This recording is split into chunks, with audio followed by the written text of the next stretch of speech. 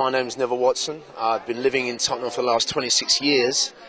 What brought me into politics? Well, it was frustration. As a local man and someone who's been working with young people over the last 20 years, I've seen the frustration with the young people on the street. Also, I felt that politics or parties were not serving. They were not serving communities. Parties were serving themselves, and that's why I'm standing as an independent, which is as a community MP rather than being a parliamentary MP. For me now, I think politics needs to change. We need to change the whole way politics is done. It has to become more people-centred, and the only way we can do that is by really breaking that 2 or 3 party system, and independent candidates are really the only real alternative to the current system we have today. It's the real, what I call real, true alternative. So, you know, it's the voice of the people, and I think it will, as an independent, we're putting the people's concerns first, and that's why I'm standing. Brilliant. And so as a person, as a kind of, an individual that is a member of society, what brought you as a person, to go? It's a massive commitment. You've got family, and what's brought you to actually take this massive step? Again, it's. I just felt that someone had to stand up. Don't touch the phone. Yeah. Someone had to stand up. Otherwise you lose the. Okay. Yeah, it was really just feeling that I had to stand up. It was again born out of the fact I've seen what's been going on. I've seen really it from all angles. Working with the elderly, really understanding that they're not being valued. I don't think enough is done for our elderly. And let's say working with our young people and understand that not a lot's been done for them, and all the challenges that are not been taken up by the parties. And there's numerous challenges that the parties won't address because it's not politically correct to address them, and I think they need to be addressed. And I think someone has to stand up and really be the voice of the common man in the street. So if you're not part of a party, then how will you actually have any power? How will your voice actually have any volume in places that matter? By devolving powers from the parties back into the communities.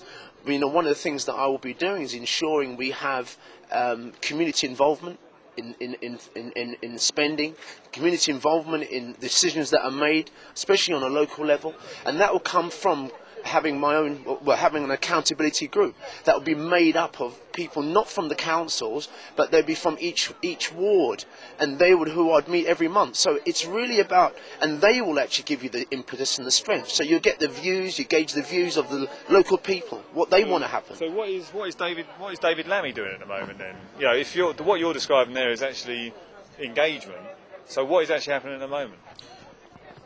Our current MP, you've mentioned it, our current MP is, like often what's happening, he's got caught up in the political mire, and now is a career politician. And I think once you make that, I suppose, transition to decide to be a career politician, that's where your loyalties lie. Your loyalties now are with the party.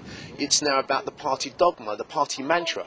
And I feel that now most of society has lost faith with politicians, they've lost faith with parties, and they need now people that work on a local level first to get the local issues correct, so that then that impacts the national issue, and then the national issues impact the global issues. And I think it's got to be bottom up rather than top down.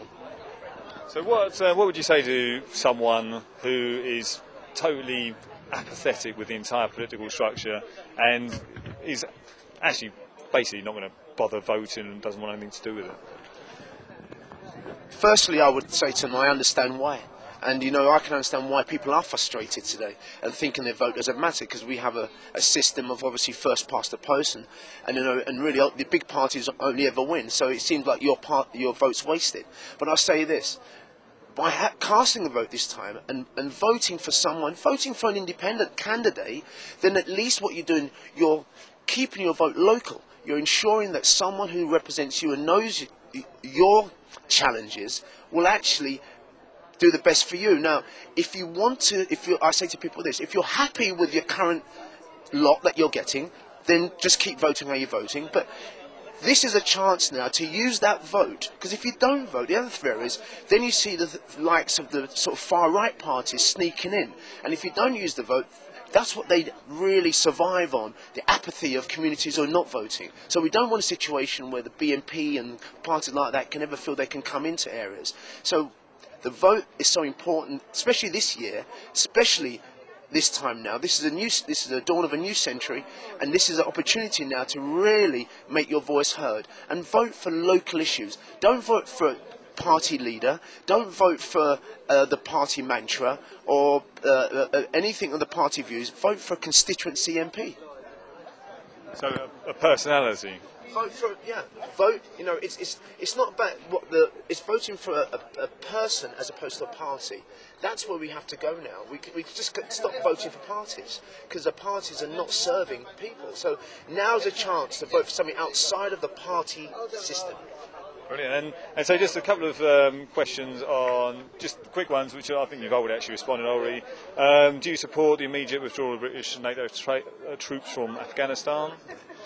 Oh, without a shadow of a doubt. It's easy to say as well. I think there needs to be a controlled exit. I mean, we've been put in there. You know, it's interesting to hear the Liberal Democrats' view on that as well. I mean, the Liberal Democrats, you know, they supported going into Afghanistan, but their only concern was it coincided with going into Iraq. So all parties are part of that fight there, but also it's the 38 billion that has been, you know, budgeted to spend on that. That money should be spent looking after our own NHS. So certainly, yes, I want that withdrawal. But now, because we've been forced into this situation, we have to make sure the exit is a controlled one, and it's a strategic exit now. But as soon as possible, yes, we need to be coming out of those wars. Our countries at the moment, we've already got problems of our own here. Shall we?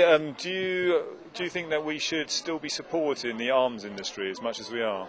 Well, that again, Trident. You know, why do we need it? Are we going to let off WMDs? You know, around the world? Are we going to bomb another country? Are we going to do that? We're not going to do it. These weapons of mass destruction they're talking about, we're not going to use them in another country. So why are we supporting Trident? No, we should completely stop these manufacturers manufacturing these bombs and having the need for WMDs. I think we need to just stop that totally, yeah, completely. Brilliant. Well, thanks, Neville, and best of luck in the election. Thank you very much.